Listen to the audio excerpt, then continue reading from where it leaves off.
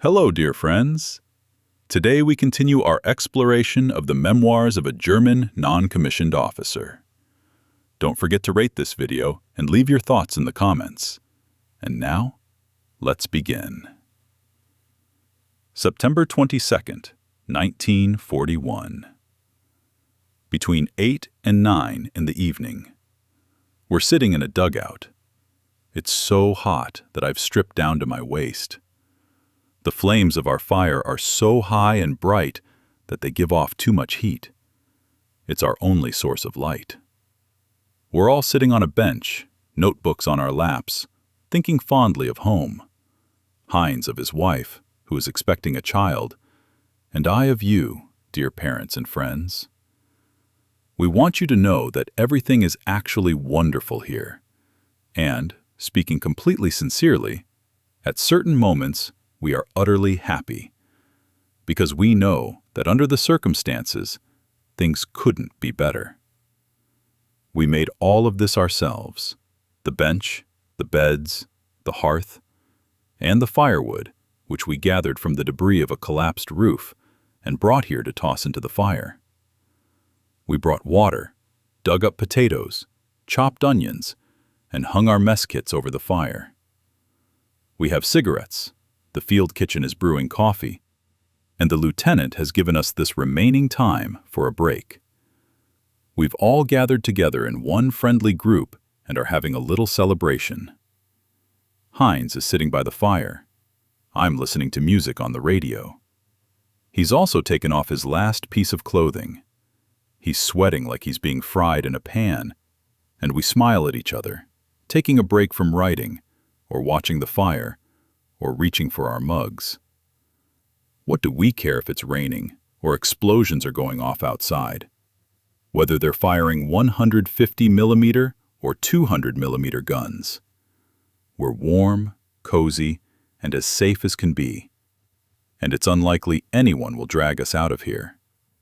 All is quiet on the Eastern Front. Operations are proceeding according to plan. Let them go on, old friend. We won't be following them, at least not today.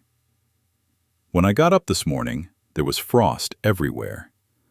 I found a thick chunk of ice in the water bags. Winter is just around the corner. The last day of September. The mood is melancholy. It grows even more oppressive with the sounds of a stringed instrument. Tongues of bright flame dance.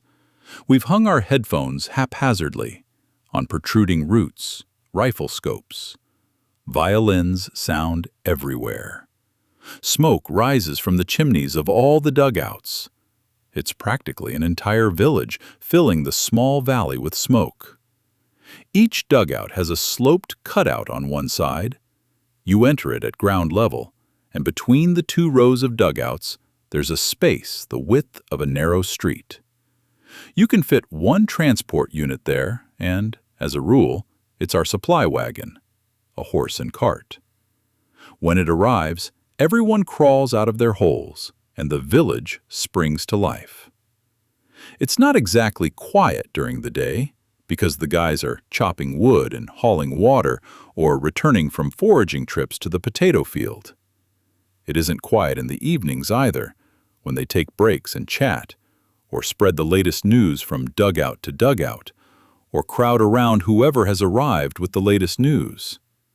Whatever the news may be, we gather together like pieces of a mosaic. Someone saw tanks, yellow ones, intended for operations in Africa. Now they've turned this way. Someone else saw assault guns, and one of the gas mask men came by mistake. All kinds of special weapons, in great numbers, guns of every caliber, all of them concentrated in this sector. It is gathering with grim inevitability, like storm clouds. It is a sword hanging over the silence, a breath before a strike that may prove more powerful than any we have seen so far. We do not know when it will be struck. We only feel that the veil over the silence is growing thinner. The atmosphere is heating up. The hour is approaching when a single word will be enough to unleash hell. when all this concentrated force will burst forth, when a wall of fire will appear before us once more, and I will have to follow the machine guns again.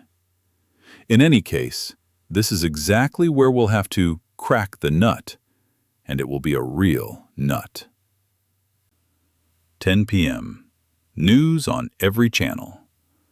I turned off the radio to watch the fire for a moment, observing the eternally mesmerizing dance of the flames. 2 of my comrades have fallen asleep to the music. It's very quiet. Only the fire is smoldering, and I took a coal to light one of my Gaulish cigarettes, delivered today from Paris. The guys asked me for one. "Finally, a cigarette that actually has tobacco in it," one of them remarked.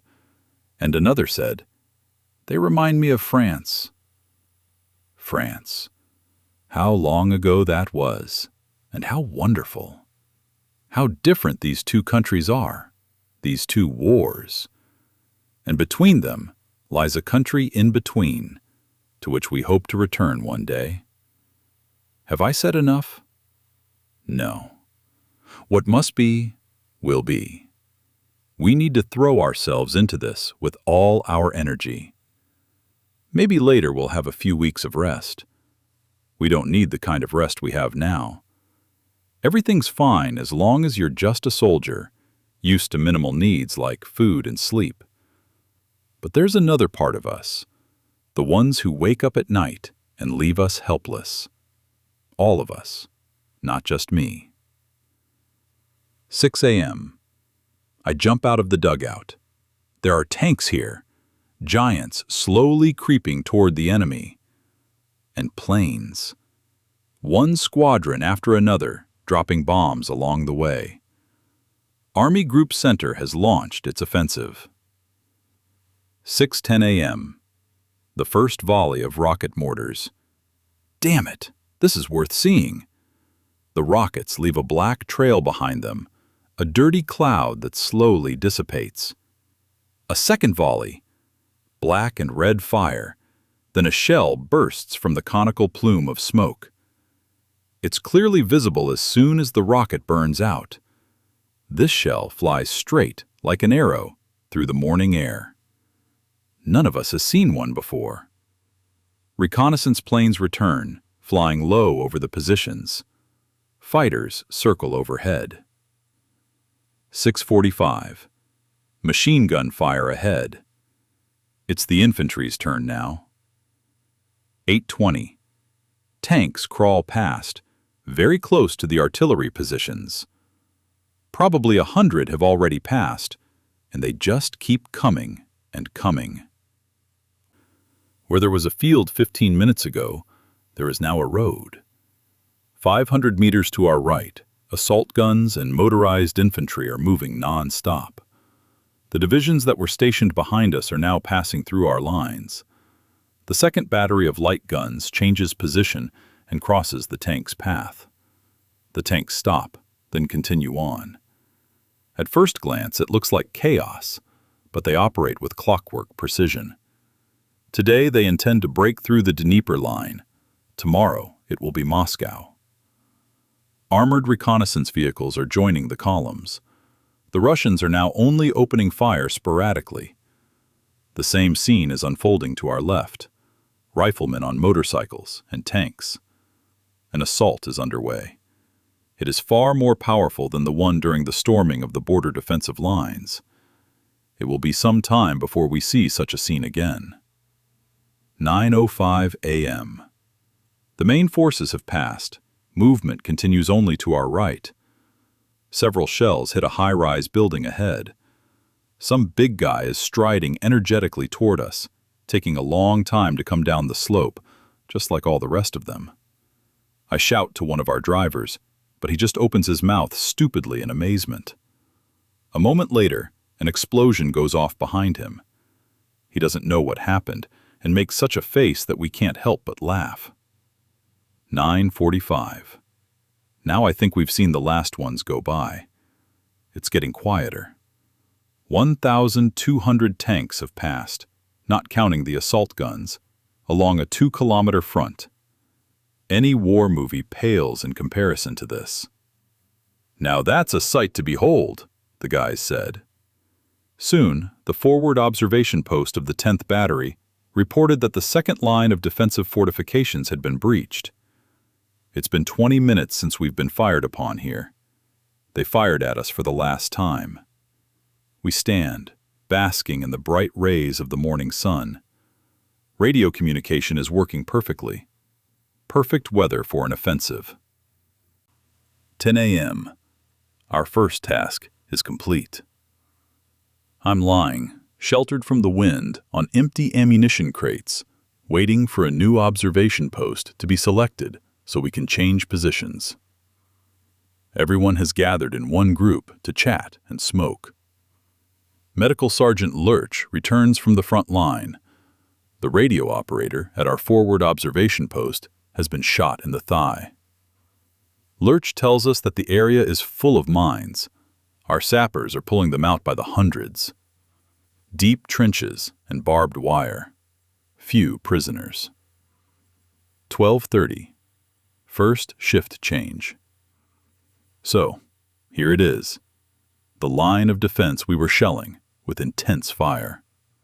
A horribly mangled system of trenches, a strip of pitted earth, crater upon crater. White ribbons with warnings about mines are strung up. And these warnings are no joke, as can be seen from the mounds prepared for laying mines.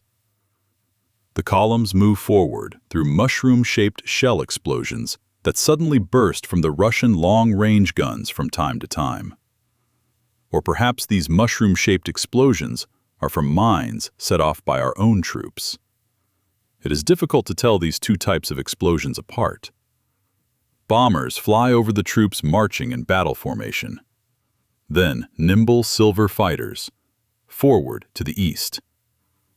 4 p.m. The same old story again. The change of position has turned into a march. I'm writing this while resting by the roadside, chewing on a piece of bread. The same familiar smoke on the horizon. And again, just as before, we don't know where or when the march will end. But be that as it may, it doesn't matter. On foot or on horseback, we move forward with frequent stops.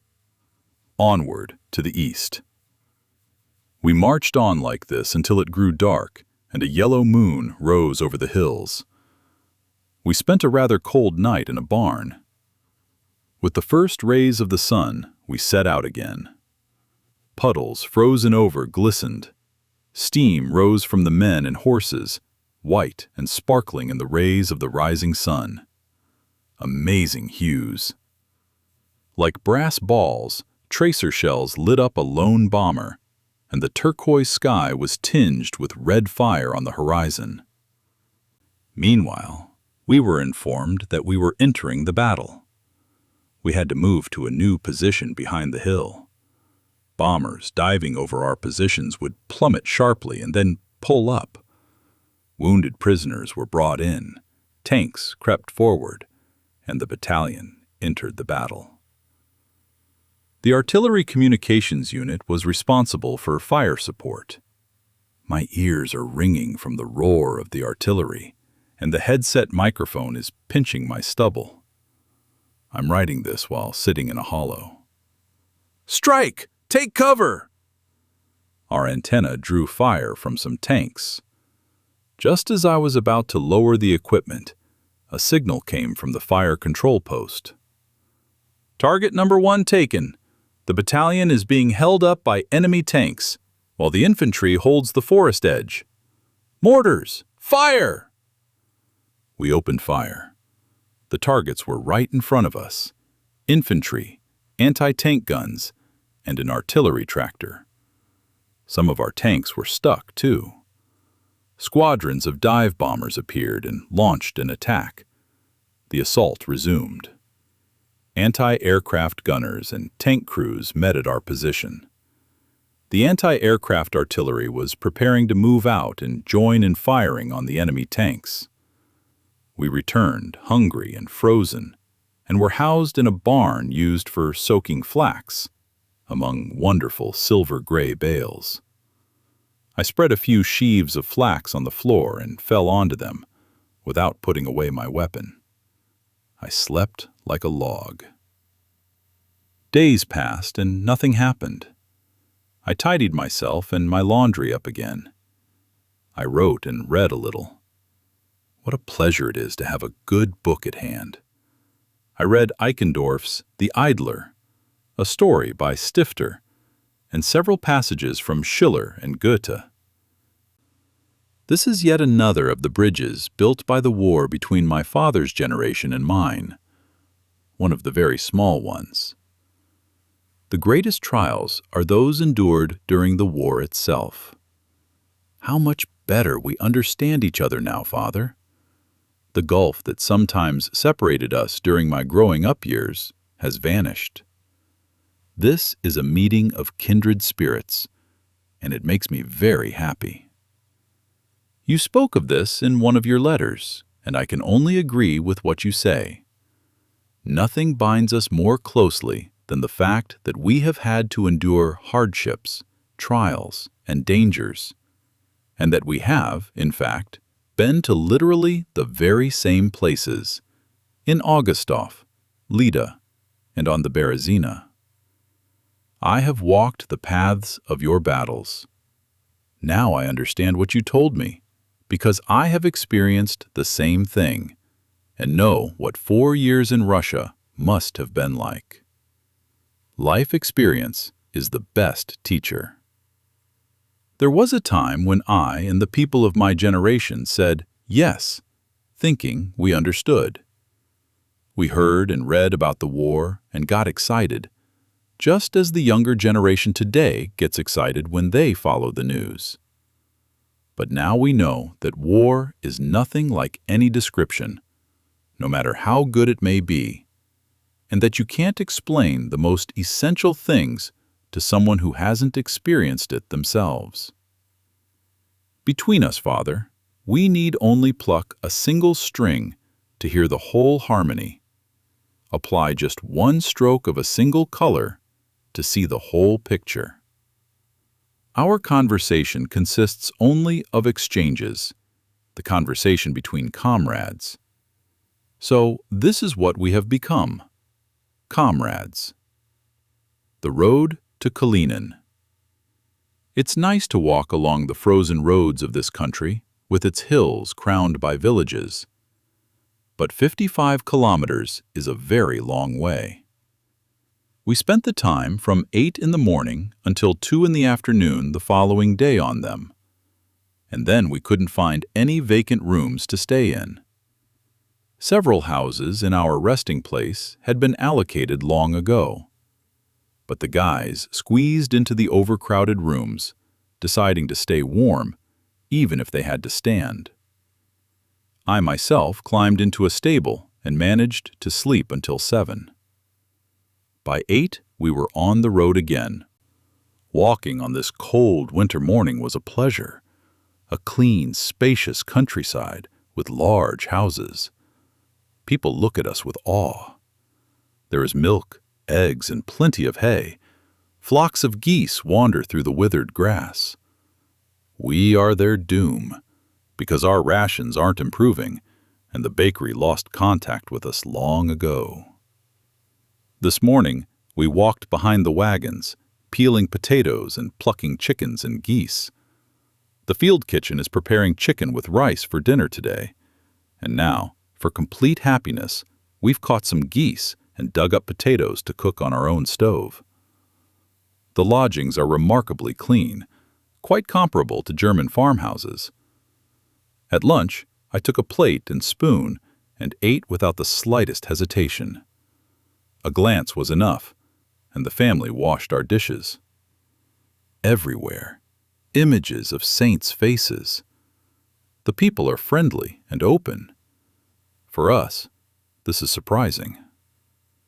On the 13th, we planned to walk only 9 kilometers, a morning stroll through small wooded valleys, places more reminiscent of the Spessart in winter. but the pleasure of returning to our temporary lodgings was short-lived. We had barely unharnessed the horses when the order came to move on. It was a long, grueling march along frozen and slippery roads. It lasted almost the entire night. Then we lost our way. We stood there, tired and frozen in the wind, until we lit fires and huddled around them. By 5 o'clock, the lieutenant went to look for lodging in a nearby village so that we could rest for a few hours. Winter had not held back in its arrival. Some of the horses still had summer shoes, so they kept slipping and falling. Even T, the last horse from the original team of our radio wagon, refused to cooperate. After much trouble and fuss, I somehow managed to lead her into a stall at the local stable. The 10th battery got stuck in the mud and eventually turned back. Things don't seem to be going all that well. I'm not too fond of the way the 11th battery looks either. For us, this means a day of rest. We gathered in a small bakery. 9 of us can barely move our legs. My boots were still so wet this morning that I could only get into them barefoot. The house where we're staying is full of lice. Our little sergeant was so reckless that he slept on the stove last night. Now he's caught them too, and plenty of them. The socks that had been put there to dry were white with lice eggs. We've caught fleas too, absolutely outstanding specimens. An old Russian man in greasy clothes, to whom we showed these representatives of the fauna, smiled broadly with his toothless mouth and scratched his head with an expression of sympathy. "I've got it too. Nichts gut. Not good." Now, for a while, I've still been staying awake when others are already asleep, even when I'm not on duty. I can't sleep that much, and sometimes I need to be alone with myself.